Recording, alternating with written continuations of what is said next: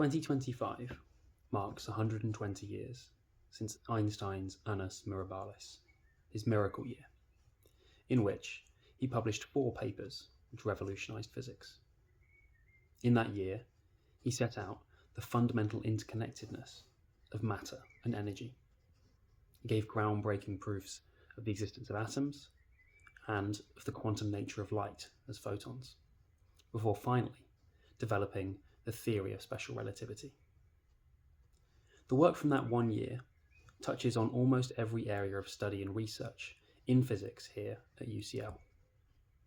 Students will encounter his work in their first year of study here, and it will remain relevant and insightful no matter how far they progress in physics.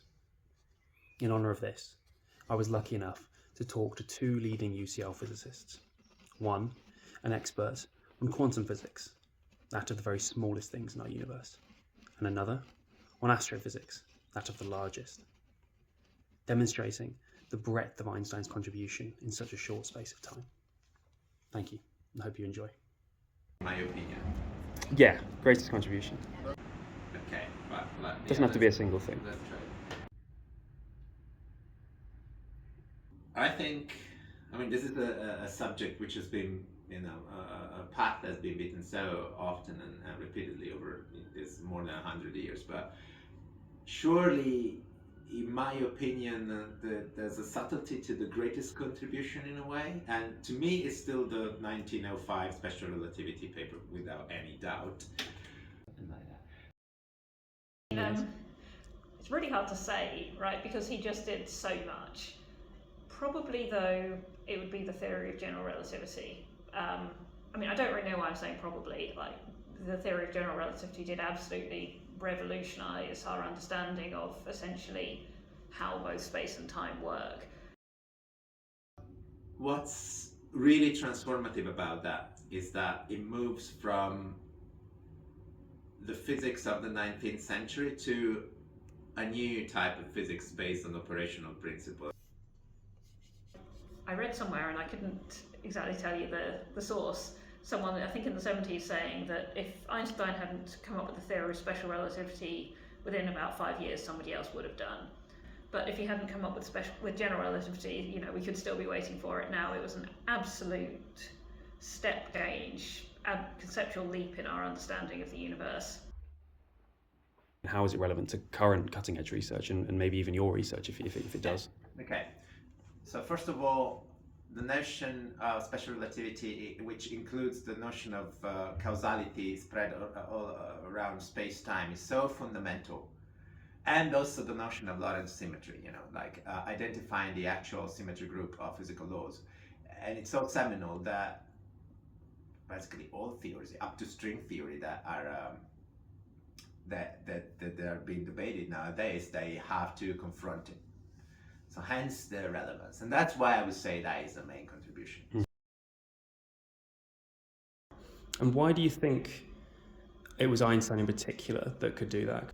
So I think it's a mixture of, firstly being incredibly imaginative, having the ability to see the physics and conceptualize these ideas of matter and time and space, but also being in the right place at the right time, and having, as friends and colleagues, this quite extraordinary collection of people who were around in the early 20th century and doing this kind of work.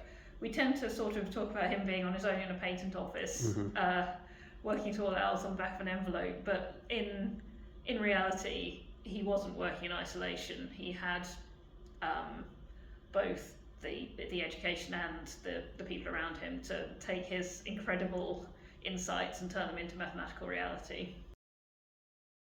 Lorentz transformations, which are the formal mathematical backbone of the 1905 special relativity paper in the end, have been derived 3 times before, like by Lorentz, of course, and then by Larmor, and famously by Poincaré as well.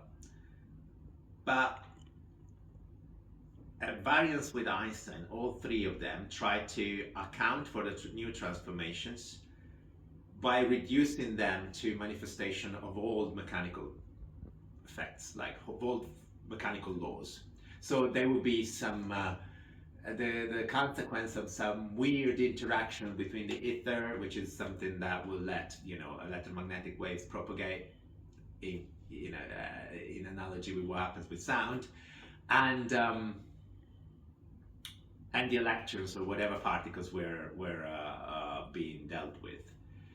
And so this was trying to reduce the new formalism to old laws, rather than, but what Einstein did was just taking the new formalism and making sense of it in terms of new laws, which are cast in operational terms, with simple operational statements. Like, speed of light is the same in all. Essentially, then there's only one, which is this: the laws of physics are the same in all the natural reference frames. So that's so beautiful, and it was incredibly consequential for all the 20th century. Quantum mechanics will bring this operational attitude to the extreme, but that would lead us astray, perhaps.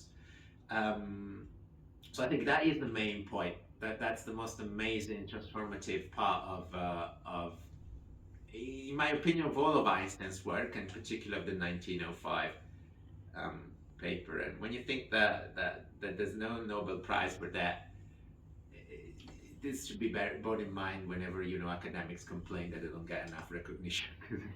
He did genuinely revolutionize our understanding of our place in the universe in a way that no one had done since, well, Newton and Copernicus and Galileo. So if that doesn't get you sort of worldwide fame in science, I don't quite know what does.